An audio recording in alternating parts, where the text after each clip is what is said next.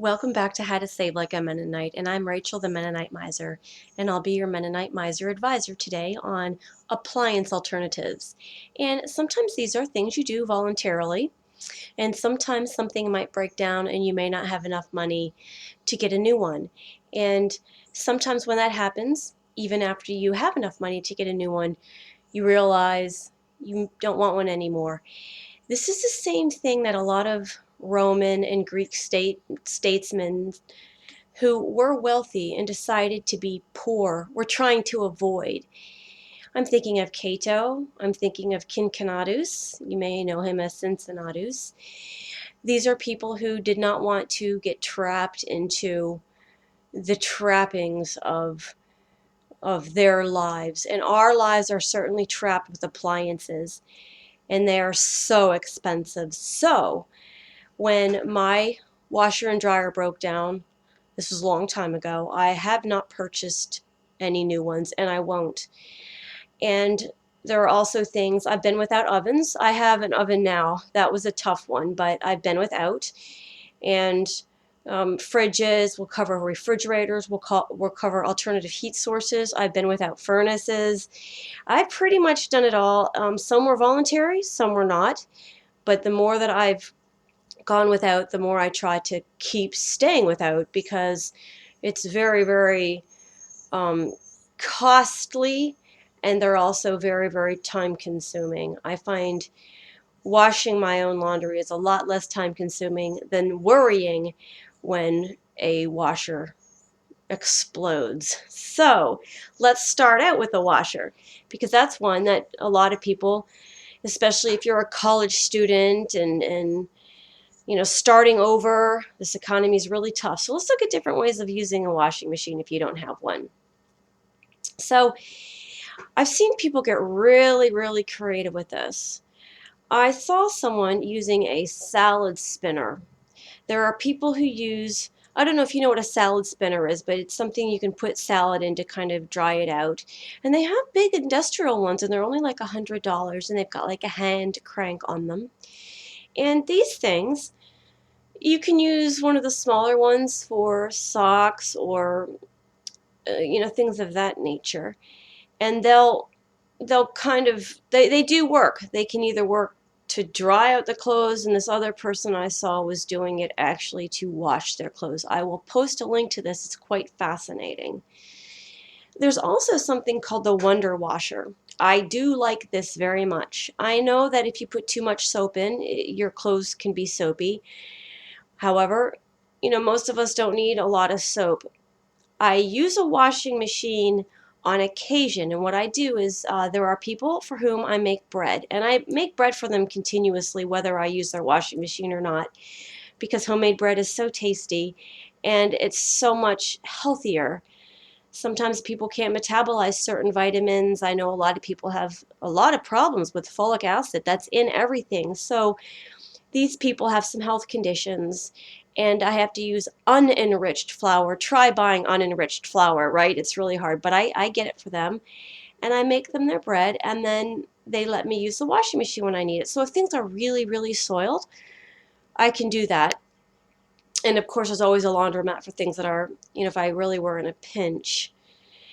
But the Wonder Wash, it's a little thing you stick on right on your countertop or in your sink. So I've seen some people do it in the bathtub, and you hand crank it for about a minute and a half. You have to put water in it, of course. That's why it's easier to use a bathtub. And then you drain it, and then put in the rinse cycle, some fresh cold water, and rinse it. Crank it again and drain it, and your clothes are washed.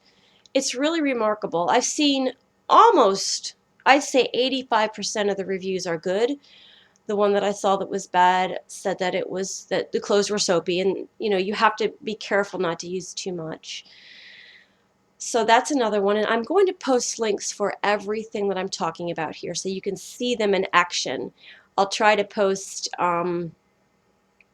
people actually using them so you can see exactly what they're doing. There's also a plunger types washer. I don't like these as much. You put your clothes in the sink and it looks like a plunger. You wash them and then you rinse. And I don't like these because you can't do large amounts of clothes at the same time. It's good if you need to get a shirt or a delicate or something done. Not so good if you need, a sheet or, so forth. Now for dryers, we've always got, the line. I love the clothes line. The clothes smell so nice. But sometimes you might want something a little faster than that. And there are things you can use, like the hair dryer, of course. And there's doubling up. We used to hang our clothes, we drape them over a radiator in the house. Be very careful not to do this. If, we wouldn't do this on a space heater or things of that nature. Make sure that if you choose this, that the appliance you use does not emit much heat at all. It has to be very little heat.